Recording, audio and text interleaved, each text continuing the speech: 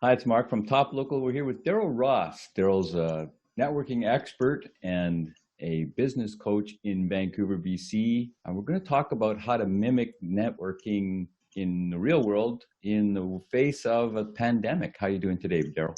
I'm well, thanks. How about yourself, Mark? Oh, I've been better because we got some technical difficulties. So you got a little picture of my masked face I see that. appropriately in front of Mount Everest, actually. Anyway, so Darrell, you got decades of experience in networking. You've run major networking events and all kinds of stuff in British Columbia for a long time, been to probably thousands of meetings. What's the best platform to try and mimic that or even do a better job of that in today's world? Well, I think for me, I've been thinking about this quite a bit, and I really believe that people should be using LinkedIn. You think about going to a live meeting. Let's say you wanted to meet people in your city or town. You would go to a Chamber of Commerce meeting, and there'd be all different types of business people there who you could connect with. Well, the LinkedIn platform is really mimicking that. And actually, you have the ability to check people out a little bit more before you approach them. But essentially, there's all different kinds of people. And so you know your product or service or who you like to connect with the most. LinkedIn is a perfect place to go and just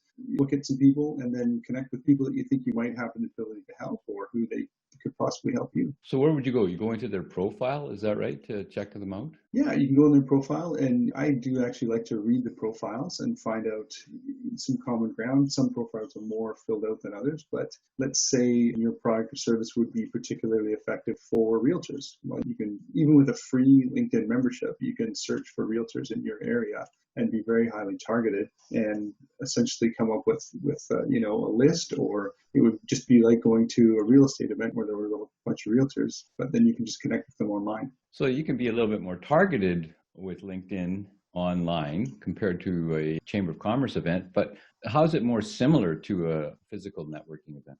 Yeah, it's a great question because I think a lot of people are still approaching it from a sales angle. So, and I just said that too, targeting people. And so I think what people do is they try to move to the sale too quickly. So with LinkedIn, just like anywhere else, you've got to create awareness first.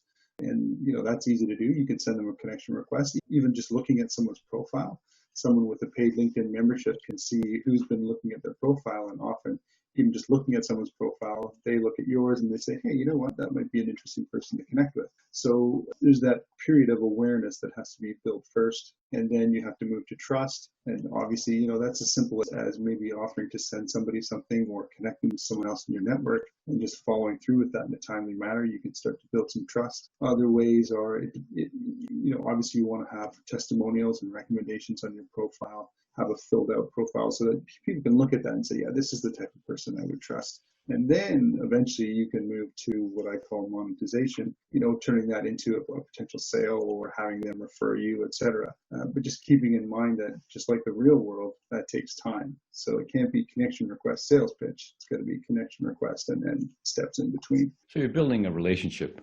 As much as it might be a pseudo relationship, it's still a relationship. You're providing some value to them so that they trust you. Yeah, 100%. And for me, one simple thing that I do is when I connect with someone, I have a video that was a TED Talk that I thought was just excellent, very entertaining speaker, and it's about handshakes and body language and presentation skills.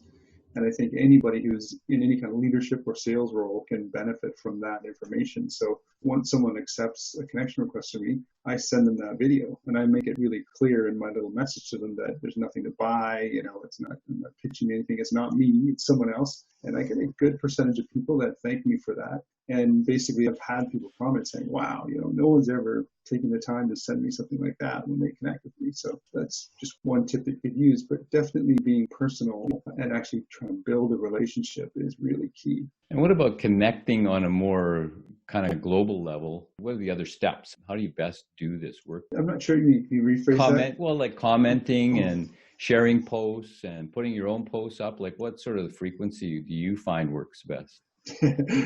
I share posts. So posts that I like, I share and I'll comment. And especially if it's, someone in my network that I do consciously want to build, some trust with or build up the karma, I'm particularly active about sharing other people's posts. I mean, it still has to be good. I don't just share it just because, I know them or I'm wanting to build a relationship with them, but sharing and commenting. So basically showing that I actually read the post and pulled something from it, and then resharing, liking posts. You've been coaching me on this in terms of posting more often. So I'll let you comment on how often people should post and what they should be posting. Well, posting is just that's the best way to reach out. LinkedIn has the best reach of any platform still today. And it's drastically, I don't know what the right word is. It's hugely, bigly better than any of the other platforms. Your post will be seen by a lot of people. So take advantage of that. That doesn't mean just put up a post for the purpose of putting up a post every day. It means quality. When you've got something important to say and you've said it well, then put it up.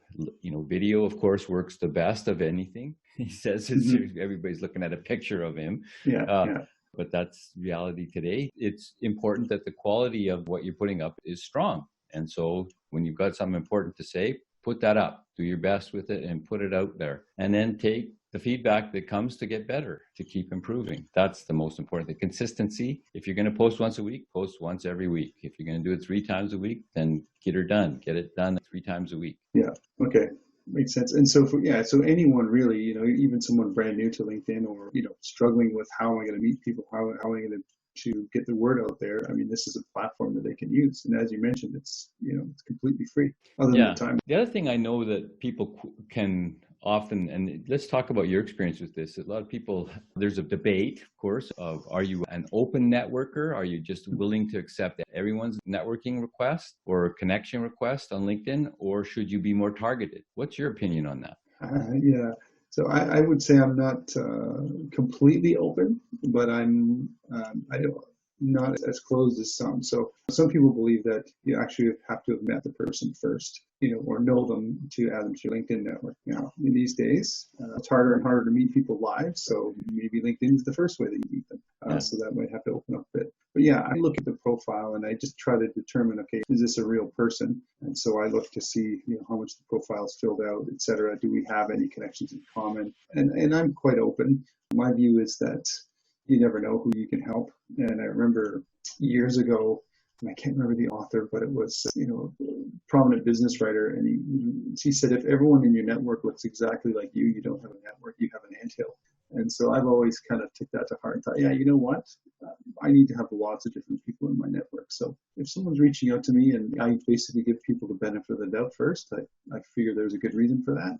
And if it turns out that there wasn't a good reason, then that's fine too. You can always delete them. Yeah, exactly. You're not dead, you're nearly dead. So it's not open, but nearly open completely. Yeah, exactly. So there you go. If you want to expand your network, the place to do it is on LinkedIn. If you need help with your business in Vancouver, the guy to call is Darrell Ross. He's a business coach in Vancouver, morebusinessmorelifenow.com. You can reach him or talk to him in person. Get on the phone and actually have a conversation. 604-218-4702. He's a super nice guy and he's a very good business coach. Thanks, Darrell. You're welcome. Thanks a lot. You can find me on LinkedIn too.